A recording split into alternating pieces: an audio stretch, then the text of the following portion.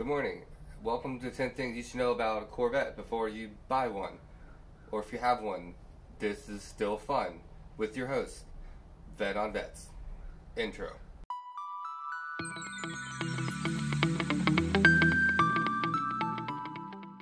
What's up, guys? Welcome back to the channel. It's kind of a long time coming video. I'm surprised I've never done this before. But yeah, here are 10 things in no particular order you should know before you dive into the Corvette community. Or if you already have a Corvette, you can probably relate to quite a few of these. Very accurate and pretty funny. So, number one being entry and egress in a Corvette. It's kind of hard to look cool getting in a Corvette or getting out of a Corvette. I'm not old by any means, I'm not young either, but quick example. Best thing to do is just kind of fall in it. Bring your feet over. And you're in. Same thing getting out. It's pretty low. Just do your best. Take your time. See, that's key. Taking your time, you know? And there you go. That wasn't too bad. Again, if you're a little older, maybe a little heavier, it can be kind of a production. All right, number two, contrary to popular belief, Corvettes and most sports cars really are more wiener magnets than chick magnets. A lot of guys will buy a Corvette thinking, oh, if I have a Corvette, chicks will want to have intercourse with me. That simply isn't the case. Here's my cat. Hi, Turbo. Want to say hi? I'll see you later. For instance, my wife I have now, this is our fourth Corvette together. She doesn't really care. She's like, yeah, they're cool, I guess. But when I met her, I had a C6, and she was like, okay, that's cool. But yeah, for every one female that might compliment one of my Corvettes I've had, there's 30 other guys that want to talk to me about it. Anytime I go to the gas station, it's always a guy that wants to talk, which I have no problem with. I like talking cars, but don't think you're going to buy a Corvette and women are going to be like, oh my god, it's a Corvette, we should make a baby or something. That's not how it works, you know what I mean? Alright, number three, these cars, it doesn't matter which model Corvette you have, they're going to scrape, and you're going to scrape on everything. And if your car is lowered even a little bit, you're going to hit everything. Now most of the Corvette C4s to even the C8 have little kind of like air dams in the front. It'll scrape that first little pieces of plastic like a trim. I scrape every day leaving my driveway. This one, my C6, my C7 all were the same. It's just the nature of what it is. It's a low car. When your butt is on the ground, I think between your butt cheeks and the ground underneath you, there's maybe about 7 inches. It's low, you know?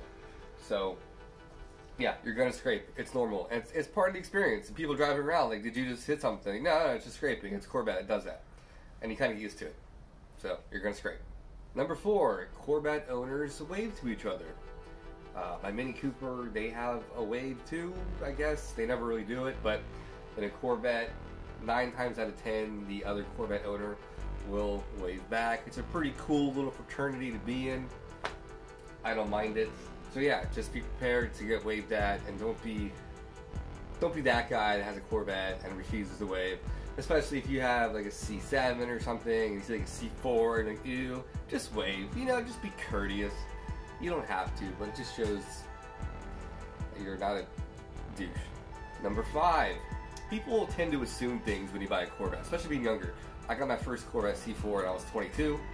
And I remember even then, people joking on me, oh, you got a Corvette? Oh, you know, your AARP membership soon? People think it's a midlife crisis car. You're trying to compensate for something. But yeah, people are going to give you a hard time about having a Corvette. At the end of the day, most of it's just jealousy. And if you like Corvettes, just buy a damn Corvette. You know what I mean? Yeah, people at work will give me a hard time sometimes about having a Corvette, but really they're just like, but low key, they're like, man, it's a pretty cool car. I'm like, yeah. But, yeah, don't worry about what other people think about owning a Corvette. And I think the paradigm is kind of shifting too with the C8. People look at them in a different light. Alright, number 6. And even if you tell yourself you're not going to do this, you're going to do this. You're going to want to modify it. It becomes a hobby. It becomes an obsession. Every one of my cars I get, I'm like, I'm going to get this car, I'm going to keep it in stock form, and I'm just going to enjoy it the way it's meant to be enjoyed. And that lasts for about 3 days. And then like, hey, why can't it be a little bit louder? Why can't it be a little quicker? Why can't I make it my own just a little bit more? And before you know it, you have an addiction that's worse than heroin. And that's how I justify it. My wife, like, babe, no, I need this for the car. It could be worse. I could be on crack cocaine. And she's like, oh, okay, no, that is worse. Like, I know, see? But yeah, you're gonna want to modify your car. And I have so much fun doing it. And this has been a really fun little project car for my channel. And you guys enjoy it too, I think. Yeah, modifying your Corvette, it's an addiction, but it's a fun addiction, in my opinion. Number 7, if your Corvette is out of warranty, you have 2 choices. You can take it to the dealership and just get completely raped, or work on the car yourself. You can YouTube almost every issue with a Corvette, C1 to C8 now even, and get a fix for it. Hell, I have not taken any of my cars in the last 15 years to any sort of mechanic or dealer outside of wheel alignment, tire replacement, inspection, stuff like that.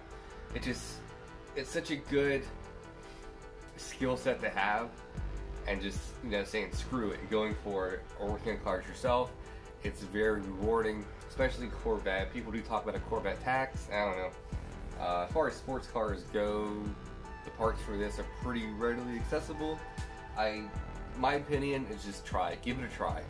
Don't be afraid to do stuff yourself and work on cars. Yeah, I was a young 17-year-old kid when I first got into cars, and I said screw it. And I started farting around, and I just like to do it, and it saves you so much money. So I recommend, if you become a Corvette owner, don't be afraid to work on it. That's my advice. Number 8, everyone wants to race you, but it's never fun exotic cars or other Corvettes. It's always old, clapped out Pontiac Grand Prix, or younger kid in some sort of Acura Civic, or the V6 version of any muscle car.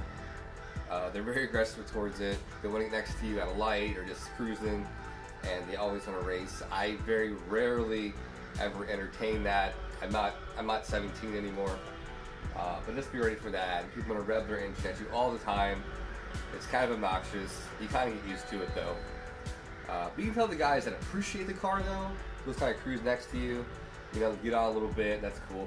But yeah, a lot of people, younger crowd, always want to race, and then they get butthurt when you don't, and it's just really aggravating. So be ready for a lot of ego-driven young individuals out there that want to race your Corvette. Alright, number 9. Now, I've owned a lot of sports cars, but this car, for some reason, or the Corvette, attracts the most attention in this regard, is that you can park in a parking lot way in the back, and people want to park next to you. I simply park in the back because I really am passionate about my Corvettes, and I like them. And I don't ever park across 2 lanes or like that. I just want no door dings and stuff. And people think it's so funny to park next to you. And I get it, this isn't a McLaren. I understand that. But I take a lot of pride in my Corvette. But yeah, people think it's the funniest thing to park next to you and really, really close to you. Happens all the time. All the time. I should make a video on that. Just do like some sort of study at like 30 different places or something and just see what happens. I don't know. But yeah, people just feel inclined to park next to a Corvette. I don't know. Other Corvettes will kind of group near you. Maybe not next to you, but be like another space in between. They're kind of like, Corvettes are kind of like birds, I guess, and they kind of flock together. But yeah, cars just feel really inclined to park next to you in the middle of nowhere, in the back of parking lots. It's really frustrating. Is what it is. Alright, number 10. If you get anything out of this video, take this one away with you. This one's probably most important if you're getting into the Corvette community, and that is, do not do business or buy anything from Corvette mods. As long as I've been in the Corvettes or any kind of Facebook group, at least once a day, there's someone on there that's like, hey, this company's horrible, why didn't anyone warn me? I see people getting screwed by this company literally on a daily basis. I belong to probably 12 Corvette groups on Facebook, and each one is like, don't buy from them. They change their name a lot, their LLC a lot. They get kind of crafty. How they're still in business, I have no idea. But yeah, as far as their timeliness, their customer service, what you actually get is just garbage. I've never heard anything good about this company, ever, and there's so many vendors. How Corvette mods is still a thing, I have no idea. You've been warned. There you go. Well, I hope you guys enjoyed that, and if you're looking to get in the Corvette game, I hope some of these helped you, I hope. Or if you own a Corvette too, even, maybe this was fun to watch. I don't know. Well, I appreciate you guys tuning in, and I might do a similar video to this about Mini Coopers here in the next couple days. We'll see. Well, it's a nice November day, and I'm going to go enjoy it. And I recommend you guys do the same. I'll see you guys next time. Mark out.